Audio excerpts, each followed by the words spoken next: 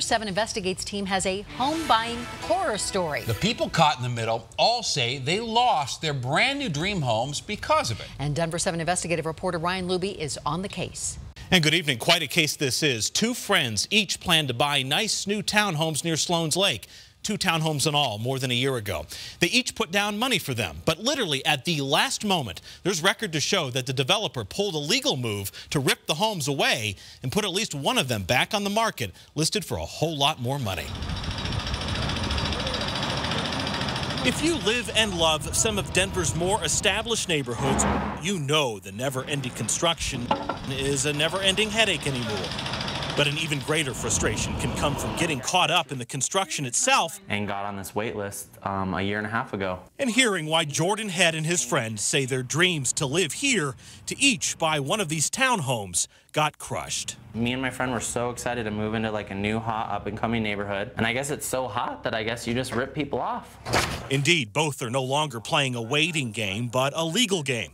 And records appear to confirm their concerns that the developer, Presidio Sloan's, in the final days, put them in a pinch by making it impossible for them to seal the deal. I went through the preparations of, packing my stuff up, renting my old property out, as well as my other friend who purchased a property. She terminated her lease and bought out of her lease early so she could, in preparation, move into this property, packed up her life, all of this stuff. The developer claimed both Jordan and his friend each decided to skip out on their own closing date. If you're ready to close, like you say, oh, hey, guys. Despite the fact they had been looking forward to that day for a year and a half. Literally more than a year now. Yes.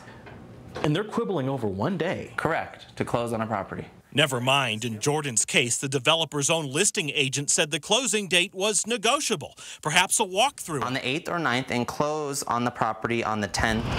Never mind, the townhome had not even passed a final city inspection.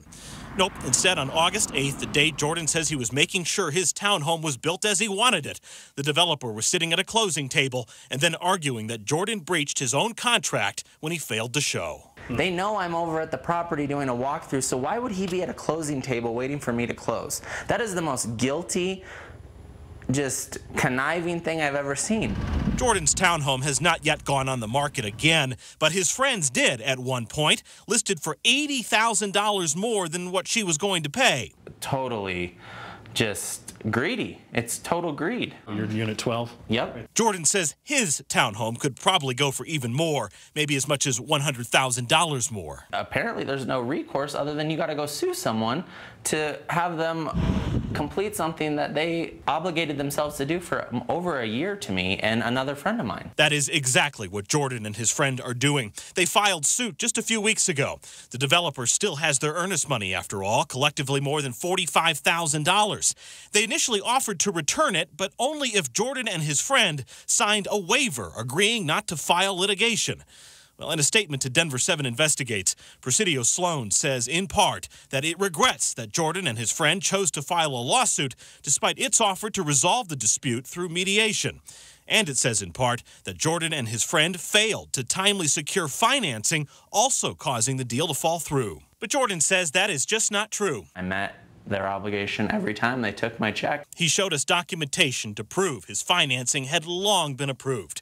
And if anything, he says he and his friend were each prepared to pay cash if need be. Bottom line, he says the developer made too many mistakes, which forced him and his friend to live through this home buying horror tale. I don't feel comfortable with the development in the community. If this is how the developer behaves, I don't know. This is eye-opening to me.